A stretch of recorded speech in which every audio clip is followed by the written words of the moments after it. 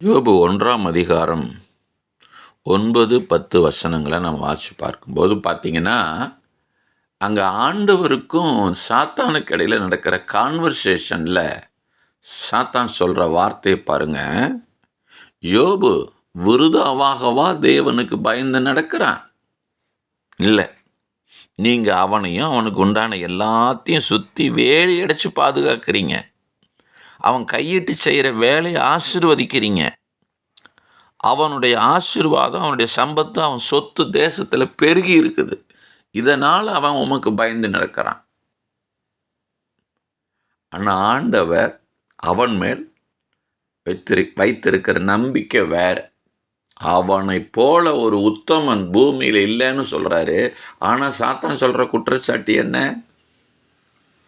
அவன் விருதாவா சேவிக்கலை, சும்மா சேவிக்கலை, ஆதாயத்தோடு உண்மை சேவிக்கிறான். ஆதாயத்தோடு உமக்கு பயந்து நடக்கிறான். எப்படி?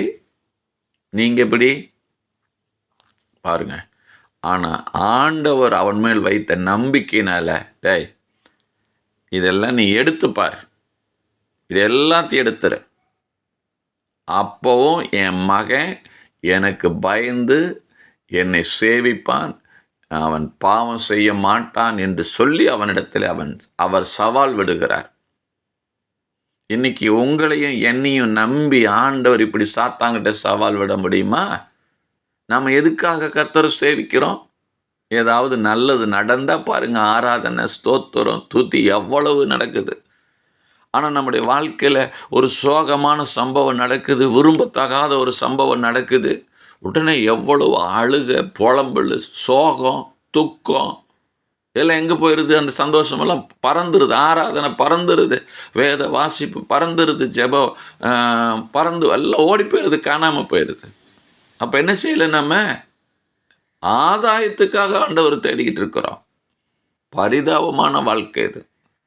ஆதாயத்துக்காக ஆண்டவரை தேடுவோமானால் அந்த வாழ்க்கை ஒரு பரிதாபமான வாழ்க்கை. தேவன் நம்மை நம்ப முடியாது. ஆனால் யோபு எந்த விதமான ஆதாயத்தினாலேயும் தேவனை அவர் சேவிக்கவில்லை. அவர் தேவனாயிருக்கிறார், அவர் ஆராதனைக்குரியவராயிருக்கிறார், அவர் கனத்துக்குரியவராயிருக்கிறார், பயபக்திக்குரியவராயிருக்கிறார். ஆகவே நான் அவரை சேவிப்பேன் என்கிற தீர்மானத்திலே அவன் வாழ்ந்தான். தேவனுக்கு விரோதமாய் பாவம் செய்ய மாட்டேன் என்பதில் அவன் வைராக்கியமாய் வாழ்ந்தான். நாமும் அப்படிப்பட்ட வைராக்கியத்தில் வாழ தேவன் உதவி செய்வாராக.